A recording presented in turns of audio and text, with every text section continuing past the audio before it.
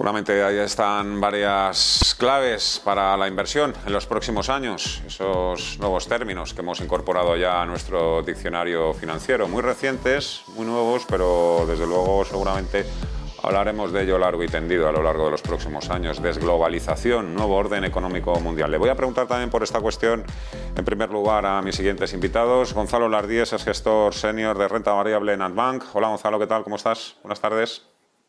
¿Qué tal? Buenas tardes. Y Daniel Sancho es responsable de inversiones en Mapfre Gestión Patrimonial. Hola Daniel, ¿qué tal? ¿Cuánto tiempo sin vernos? ¿Qué tal, Fernando? ¿Cómo estás? Bueno, desglobalización, nuevo orden económico mundial. Por ahí van los tiros, entiendo, Gonzalo, ¿no? Bueno, circunstancias mandan, que se suele decir. La verdad es que estamos acostumbrados últimamente a ciertas dinámicas que parecían totalmente arraigadas. El carbón vuelve a cobrar protagonismo y lo dábamos ya por muerto. El petróleo vuelve a cobrar protagonismo y lo dábamos ya también por muerto. Compañías de defensa, pues desde el punto de vista de inversión responsable, pues socialmente responsable, pues estaban un poco ahí aparcadas. Y la globalización, que parecía imparable, pues yo lo veo más bien como una pausa, que puede haber una pausa en el corto medio plazo. Ya veremos lo que dura el medio plazo por todas las circunstancias geopolíticas.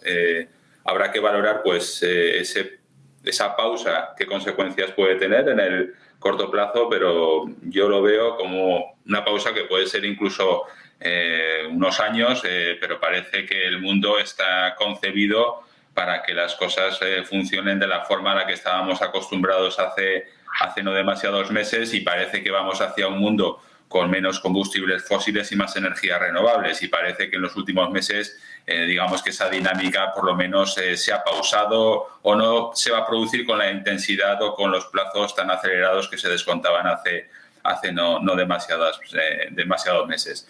Entonces, en cuanto a la globalización, pues yo creo que es algo parecido. Por circunstancias ajenas al propio movimiento, pues ahora estamos en la situación en la que estamos, y parece que se impone una pausa en ese modelo donde pues el mundo y el comercio y todo era mucho más global. Daniel. Sí, estoy completamente de acuerdo con Gonzalo. La globalización, yo creo que es algo, estamos sufriendo un freno, ¿no? Un freno, el ruido del corto plazo, especialmente pues con los riesgos geopolíticos que estamos viviendo, y la visibilidad es bastante reducida, ¿no? Para saber pero yo estoy de acuerdo que el mundo hace, vamos a decir, unos meses o incluso algún año, era un mundo en el cual pues más o menos estábamos todos cómodos con la globalización, y no nos hace pensar que en el largo plazo pues la globalización seguirá existiendo. Lo que aquí es importante, y creo que es un protagonista que siempre ha estado con nosotros, pero ahora la verdad es que de manera más importante pues es la famosa inflación, ¿no? Eso es lo que de verdad pues tiene que cambiar un poco el punto de vista a la hora de generar la gestión de las carteras y la visión del corto, medio y largo plazo, ¿no? Yo siempre me acuerdo, ¿no? Cuando hace unos años que siempre mencionábamos la inflación, ¿no? Como el enemigo invisible. Y ahora hay que reconocer que de invisible tiene poco, ¿no? O sea, tenemos la inflación hasta en la sopa. Otra pregunta que ahora, al no ser tan invisible, siempre te hacen, ¿no? ¿Cómo cubrir la inflación o cómo ver desde un punto de vista de inversión la cobertura de la inflación? Y la inflación en el corto plazo es prácticamente imposible cubrirla, porque al final, si quieres cubrir inflación con los niveles que estamos viendo ahora en el corto plazo, llamando corto plazo 1 año o 2 años, lo único que estás haciendo son apuestas arriesgadas, porque sacar esas rentabilidades en una cartera de las variables que estamos viendo ahora, pues es casi delicado, ¿no? Entonces te puede llevar incluso a incrementar el riesgo si estás planteándotelo a un determinado plazo, como decía, de 1 o 2 años. La inflación, la única manera de cubrirla es a largo plazo y con carteras diversificadas y invirtiendo en empresas que de verdad tengan negocios sostenibles, que tengan ventaja competitiva y tengan pues la capacidad de ajustar los precios de tal manera que sus márgenes se reduzcan pero no se reduzcan y los beneficios sigan, ¿no? Entonces, bueno, la verdad es que la situación actual es absolutamente interesante y no sé si es verdad que el ruido que estamos en la prensa, ¿no?, de la desglobalización y inflación y todos los frentes que tenemos abiertos, la conclusión que nosotros ponemos sobre la mesa desde el punto de vista de inversiones es de verdad que lo que hay que buscar es un buen asesoramiento y sobre todo recordar los plazos de inversión y tener muy claro a qué enfrentarse y qué plazos de inversión. Seguro que muchos inversores han tomado nota de esto que estás contando, Neil, precisamente porque también hemos estado viendo en los últimos días que estaba entrando dinero también en grandes empresas de calidad, empresas que pueden trasladar ese incremento de los costes también a sus productos y no comérselos ellos en los márgenes. A todo esto seguimos dándole vueltas a la subida de las bolsas, que si los tipos reales son negativos, miedo a perdernos el rally, la falta de alternativas. ¿Os convencen todos estos argumentos que se están manejando estos días un poco para argumentar o justificar este comportamiento tan sorprendente de la renta variable de la bolsa, Gonzalo? Yo creo que la clave está en la parte final, la falta de alternativas. Al fin y al cabo, la liquidez sigue siendo muy elevada en el mercado, eso sigue siendo un hecho, por mucho que parece que vengan bancos centrales con un endurecimiento de política monetaria. Lo que tenemos que ser conscientes es que la liquidez es todavía muy, muy elevada. Y en periodos de volatilidad e incertidumbre, pues digamos que anda esa liquidez ausente de referencias o de las referencias tradicionales de enfrentarse a lo desconocido, tener en cuenta que los que llevamos trabajando en esto ya unos cuantos años, pero incluso gente que estaba antes que nosotros, muchos años también, no habían visto nunca este escenario. Escenarios de tipos prácticamente cero a nivel de países desarrollados, inflaciones del 7-8%. Entonces, esto es un escenario totalmente nuevo para muchísimos inversores. La liquidez es muy elevada y lógicamente, pues eso genera volatilidad y falta de ausencias, digamos, de esos refugios seguros que en otras circunstancias o en otras épocas pues existían o eran de mayor calidad. Estábamos en un mundo preparado para la inflación baja y tipos bajos durante mucho tiempo, que eso era algo con lo que contábamos todos hasta hace no demasiado tiempo, y de repente, pues, como digo, el genio ha salido de la lámpara, que llevaba ahí 40 o 50 años metido y nos ha cogido pues un poco desprevenidos a nivel general, y digo desprevenidos porque no existen las herramientas adecuadas para ese entorno. Entonces, la liquidez tiene que buscar acomodo y por esto vemos pues momentos de volatilidad. Se da la paradoja de que renta fija y renta variable, en teoría, si miramos las valoraciones, ahora mismo pudiese parecer que están descontando dos escenarios distintos. Siempre se habla de la famosa inversión de la curva como un escenario previo a que vengan dificultades desde el punto de vista macro, y si ven desde el punto de vista dificultades macro, la actividad empresarial se resentirá, y sin embargo tenemos al S&P pues, cotizando a un 4%, 5% de los máximos históricos. Los valores que no querían los inversores en la primera parte del año porque venía la inflación y había que salir de valores de crecimiento con valoraciones demasiado exigentes, pues bueno, ahora la mayor parte son americanos, las grandes techs son americanas, el problema es ahora Europa, que era donde había que estar hace unos meses, y están volviendo todos hacia Estados Unidos como refugio seguro, digamos, en la parte de renta variable en estas circunstancias. Como vemos, en no demasiados tiempos ha habido dos o tres dinámicas fuertes en el mercado. Lo que no se quería hace unos meses ahora se quiere. A principio de año, pues las renovables también, con todo el escenario que venía de subida de tipos o de endurecimiento de política monetaria, ser compañía de crecimiento, pues también estaban un poco en el ostracismo pues durante prácticamente año y pico, y hemos visto compañías como Solaria que en prácticamente mes y pico han subido un 100%. Entonces, demasiada liquidez, mucha incertidumbre, pocas referencias, y al fin y al cabo, pues esa ausencia de referencias útiles pues hace lo que el dinero pues descuente dos escenarios distintos, por ejemplo, en lo que vemos en la curva en renta fija y las valoraciones que encontramos en unos activos en renta variable. La verdad es que nos llegan a preguntar a cualquiera de nosotros hace 2 años y medio, oye, si llegamos a decir que las bolsas iban a subir con una pandemia mundial y con una guerra brutal en el mismo corazón de Europa, la verdad es que nos ponen la camisa de fuerza rapidito. ¿Se ha pasado el miedo a invertir, Daniel? ¿Tú crees un poco? Un poco el miedo sí que se nos ha pasado a todos, ¿eh? El miedo a invertir, es que al final el miedo es relativo, ¿no? El problema que tenemos es el asociar... A poder comprarte algo que mañana esté más barato, por decirlo de alguna forma, porque si tienes miedo no puedes invertir en bolsa, eso es así. Sí, está claro, ¿no? El tema, aquí el problema que tenemos es como, bueno, lo decía Gonzalo, ¿no? La visibilidad y ciertas variables que son difíciles de entender y que cuesta entender cuáles van a ser las consecuencias. Entonces, aquí lo que está moviendo los mercados en estos últimos meses es incertidumbre, tanto para lo bien como para lo mal.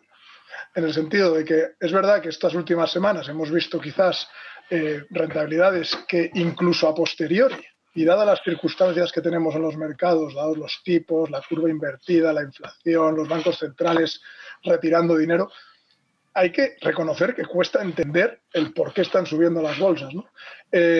Dicho esto, ya os digo, el miedo a invertir no tiene que existir siempre y cuando, y vuelvo a lo mismo, ¿no? El invertir en renta variable no lo tenemos que ver como una apuesta a corto plazo, tiene que ser a largo plazo. Y a largo plazo, invirtiendo bien dentro de productos de gestión activa, en los cuales hablabas antes de las empresas de calidad. Pues bueno, este año estamos viendo lo que de verdad son las empresas de calidad y aquellas empresas que no eran tanta calidad y estaban metidas en el paquete de calidad, ¿no?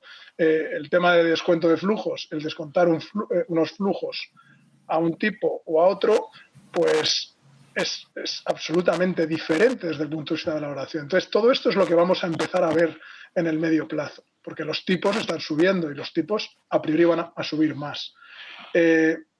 Estamos todos sorprendidos con la subida de tipos, o todos hablamos la inversión de la curva, pero si ponemos un poco de visibilidad o de historia hacia atrás, ¿no?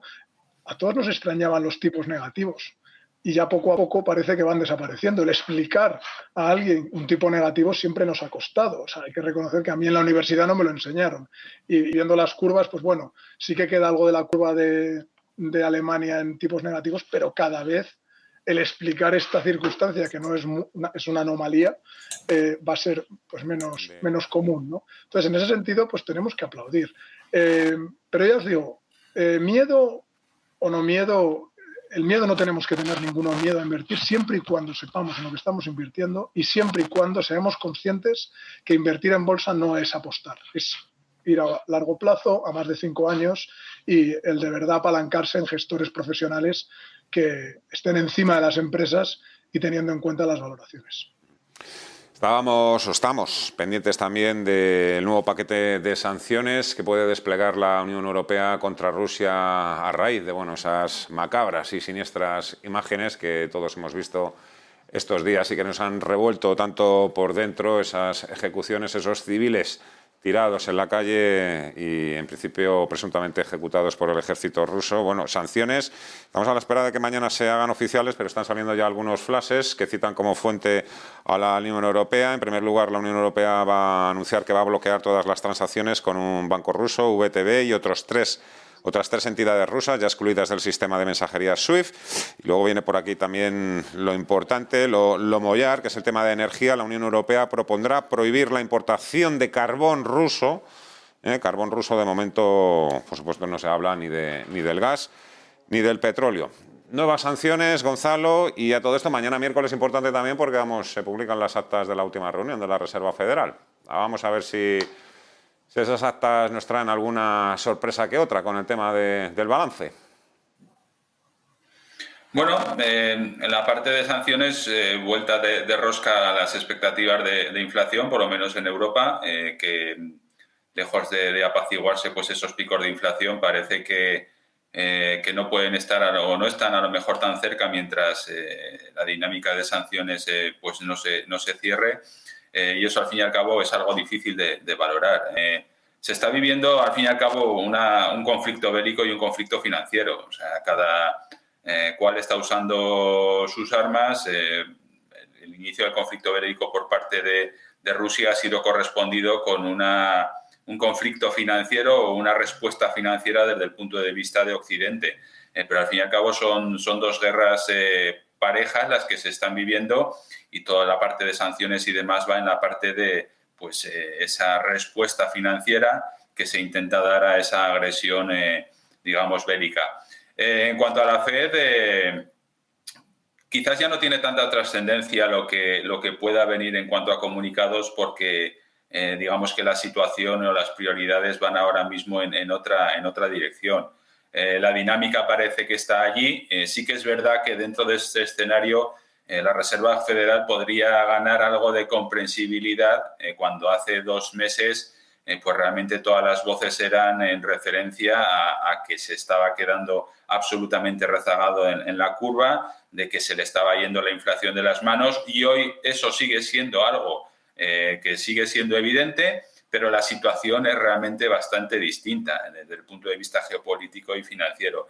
Entonces, no voy a decir que sea un mal menor, pero sí que es verdad que puede haber cierta comprensión por parte de algunos agentes a que ahora a lo mejor la Fed pueda dar un discurso o un tono algo distinto al de hace unas semanas. La situación, no voy a decir que está fuera de control, pero sí que es verdad que tenemos que ser conscientes que la inflación está por encima del 7% y los tipos escasamente se han empezado a mover. Decíamos antes que hace unas semanas que era como matar elefantes con escopeta de balines, y realmente ahora que la situación pues ya realmente se mueve por dinámicas que poco tienen que ver con pura oferta y demanda, sino que hay otros aspectos que afectan, pues realmente la trascendencia de la política monetaria o recuperar cierta ortodoxia pues queda en un segundo plano. Sí que es verdad que hay muchos miembros en la Fed, habla mucha gente, pero realmente, aunque parezca paradójico, puede que haya algo más de comprensión ahora para un mensaje de la Fed que no sea tan agresivo, porque las circunstancias al fin y al cabo son las que son. La Fed más dovish. Esperamos, confiemos. Parece que eso es lo que están apuntando, precisamente las bolsas, ese aterrizaje suave y no tantas subidas, o que no serán necesarias tantas subidas de tipos de interés. Daniel. Bueno, la verdad es que a mí, desde un punto de vista, me extrañaría que cambiaran el discurso ahora. No sé muy bien cuál sería la reacción de mercado. La reacción de mercado, si ahora nos cambian el discurso, no lo sé si sería un mensaje como no tenemos muy claro lo que hacer, ¿no? Porque el mensaje estas últimas semanas ha estado claro, ¿vale? Entonces, las actas esperemos que nos den bastante información acerca de la reducción del balance, estaremos atentos. Luego creo que también en el día de hoy hay diferentes miembros de la Fed que van a intervenir en foros también relacionados con la inflación. A mí me cuesta ver que pueda cambiar el discurso la Fed, porque últimamente ya nos ha ido preparando, ¿no? Desde el punto de vista de la inversión de la gente, pues los inversores más prudentes y que estaban más centrados en la renta fija, que está siendo un año tremendamente complicado, pues bueno, aquí nuevamente el ver, de verdad entender dónde podemos invertir y dónde podemos ver alternativas, porque como decía Gonzalo al principio, ¿no? Este mercado de subida continuada de tipos, no sé hasta dónde vamos a llegar, pero está claro que es un entorno que para los gestores de renta fija más jóvenes pues no lo han vivido de una manera... No hay que menospreciar la capacidad y el arte de los bancos centrales también para darle la vuelta a la tortilla, ¿eh? Recuerdo que hace unos meses la inflación pasó de ser temporal a permanentemente transitoria, ya no sé ya por dónde vamos. Así que... Ahora lo que... Sí, son unos artistas en esto de cambiar un poco la ruleta.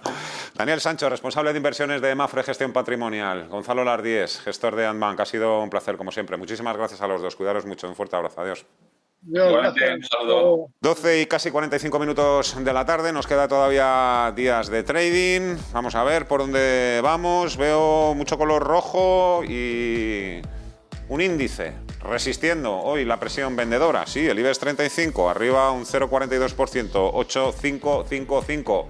Hay muchas renovables hoy tirando del selectivo español. Pausa y volvemos. Hasta ahora.